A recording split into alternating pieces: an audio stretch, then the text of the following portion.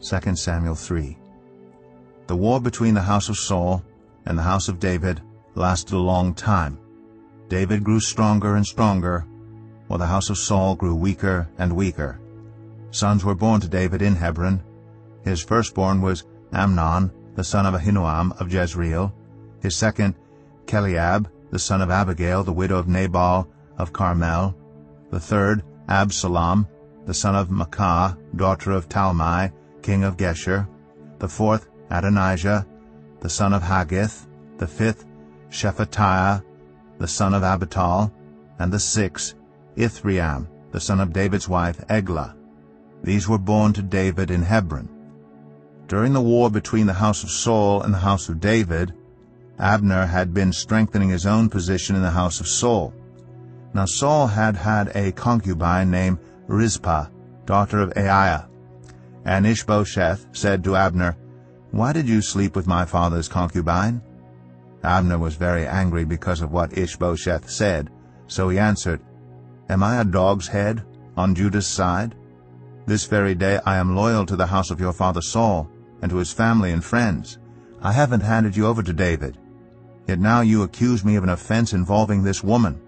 May God deal with Abner, be it ever so severely, if I do not do for David what the Lord promised him on oath, and transfer the kingdom from the house of Saul, and establish David's throne over Israel and Judah from Dan to Beersheba." Ishbosheth did not dare to say another word to Abner, because he was afraid of him. Then Abner sent messengers on his behalf to say to David, "Whose land is it? Make an agreement with me, and I will help you bring all Israel over to you."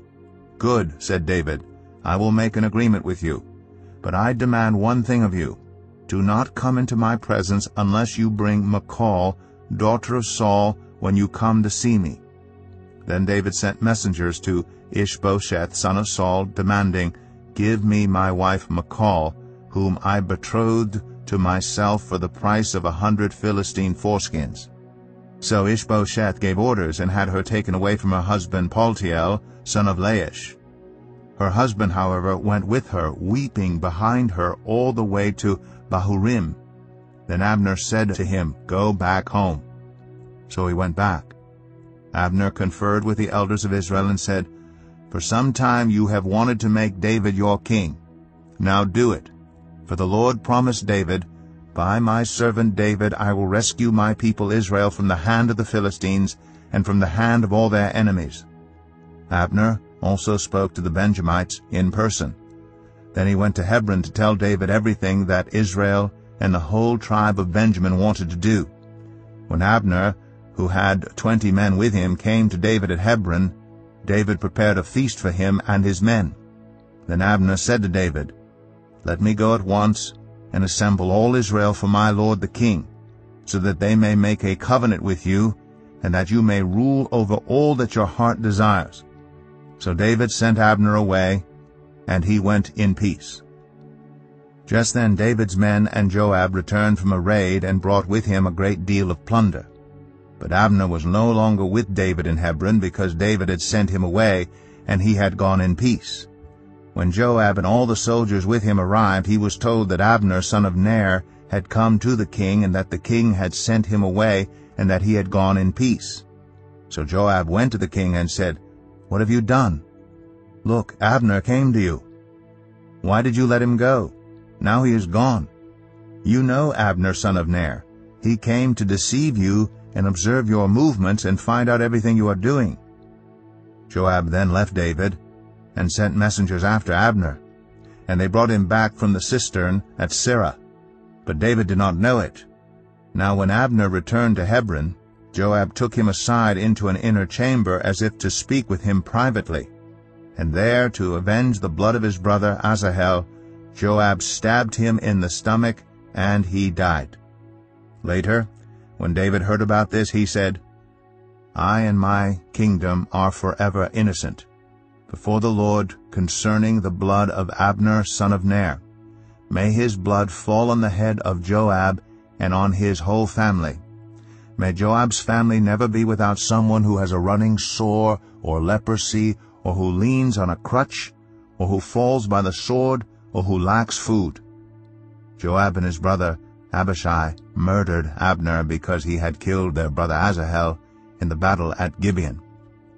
Then David said to Joab and all the people with him, "Tear your clothes and put on sackcloth and walk in mourning in front of Abner." King David himself walked behind the bier. They buried Abner in Hebron, and the king wept aloud at Abner's tomb. All the people wept also.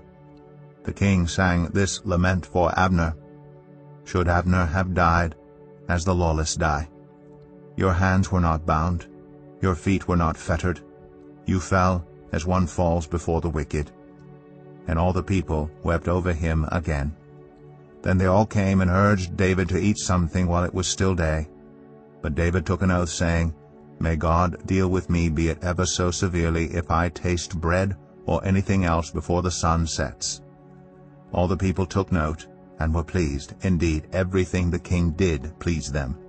So on that day all the people there and all Israel knew that the king had no part in the murder of Abner, son of Ner. Then the king said to his men, "Do you not realize that a commander and a great man has fallen in Israel this day? And today, though I am the anointed king, I am weak, and these sons of Zeruiah are too strong for me. May the Lord repay the evildoer according to his evil deeds."